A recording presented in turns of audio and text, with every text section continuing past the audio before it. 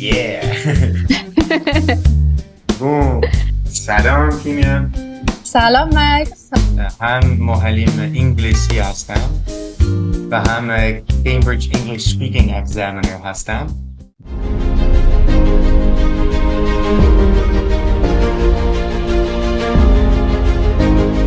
حالت چطوره؟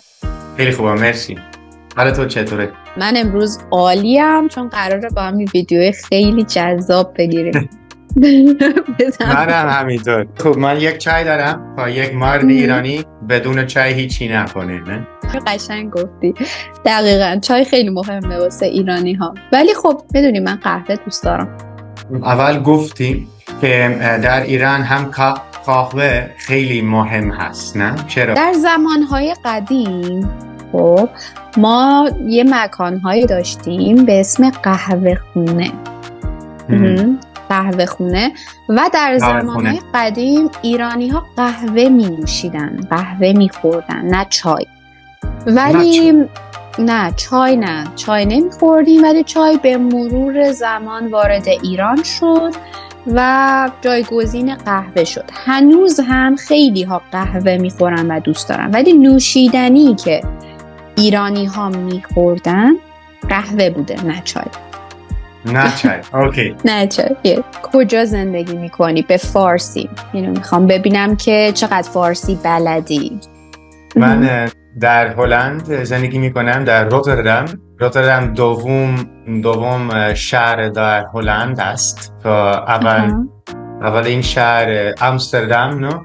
پایتخت هلند آمستردامه.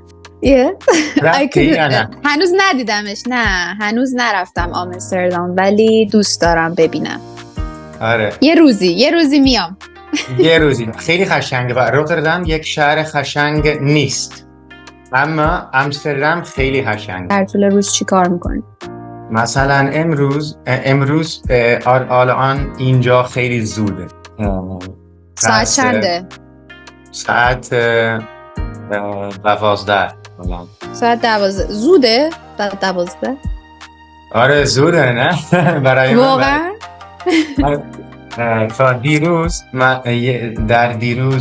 دیروز شب من در دیشب یه جوری دیشب در سه موزه‌ای رفتم. رفتی موزه؟ سه موزه‌ای ها در مورد نوشتن و در مورد روتردام و تاریخ روتردام.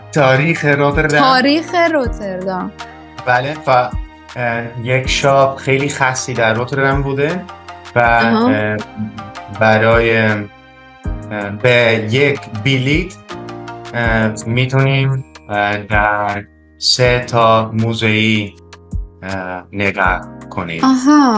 پس یه بلیت میخری و 3 موزه رو میبینی. دیشب تا دیر وقت بیدار بودی؟ الان برات زوده. متوجه شدم. خب خیلی خوشحال شدم که تو به من میفهمی. یه ذره در مورد شغلت بگو. چی کار میکنی و در حال انجام چه کاری هست؟ شغلت مثل برنامه در هفته هست نه؟ شغل چیه؟ شغل دقیقاً کاریه که انجام میدی. شغل من معلمم مثلا. خب یا من برنامه نویسم. مثل کار نه؟ کار دقیقاً. شغل کار. شغل میدونم. من معلم هلندی هستم و هم معلم انگلیسی هستم و هم Cambridge English Speaking Examiner هستم و خیلی خوبه. و هم می نویسم و الان کتاب اولین دارم. در 3 هفته میتونی نویسنده هم هستی؟ آره هستم. آفرین، واقعا عالیه. بهت افتخار میکنم که کتاب نوشتی، چون کتاب نوشتن واقعا کار سختیه و زمان بره، ولی تو این کارو کردی و آفرین، بهت افتخار میکنم. بهم بگو که چند سال معلم زبانی؟ الان فکر میکنم که الان 8 سال معلم هستم، اما 3 سال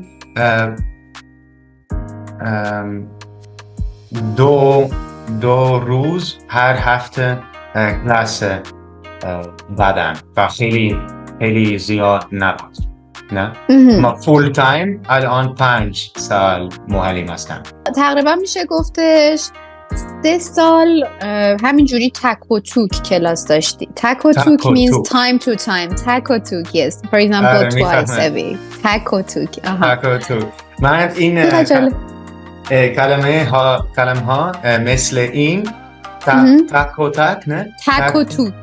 تک و توک خیلی دوست دارم. مثلا روبرو جا به جا. یکی بود ما اینجوری زیاد میگیم یکی بود یکی نبود. دقیقاً آفرین. فکر میکنم که در یک زبان بیشتر از 20,000 کلمه ها لازم داری، نه؟ برای فاخان خیلی خوب صحبت کردن. خیلی کلمه لازم داری. چی فکر میکنی که برای دانشجویی فارسی خیلی سخت است؟ برای یک کسی که فارسی یاد میگیره یه چند تا حرف داریم مثل خ، مثل ق، مثل چه.